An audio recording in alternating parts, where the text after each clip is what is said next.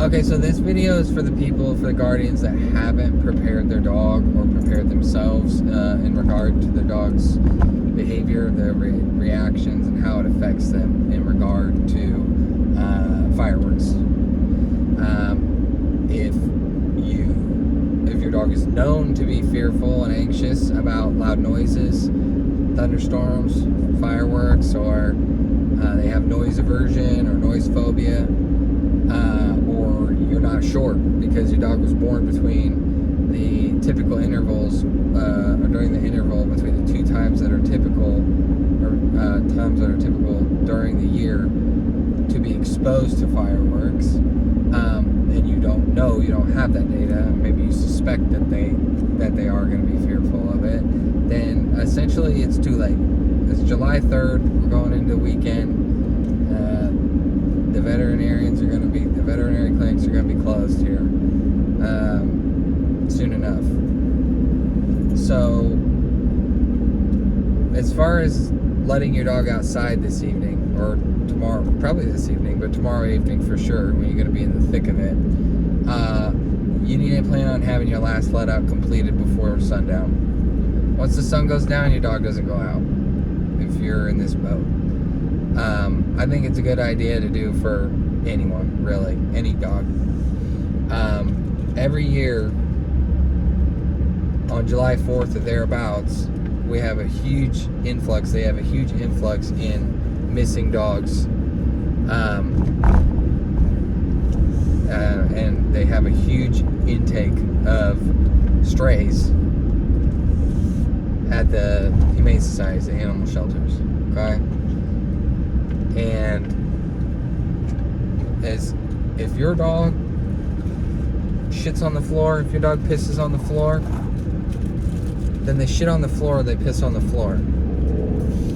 Right? Like, it's better than them being dead in the street.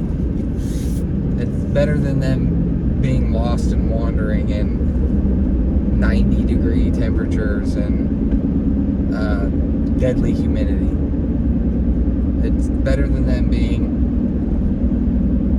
mutilated by a wild animal. Okay? So, let's get real here. If you have not let your dog out by sundown, then it's too late.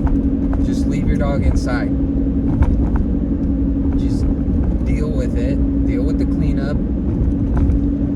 If your dog is not accustomed to peeing or pooping inside, then they're either going to have to do it, or they'll wait until the morning and they'll be very uncomfortable.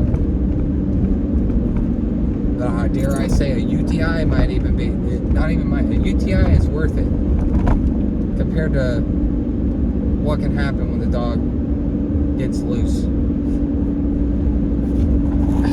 Have you ever watched a nature documentary and you see like an animal that is operating as prey? You ever see them like fight for their life, or like flee for their life and struggle and whip around to get loose, to get away from the threat?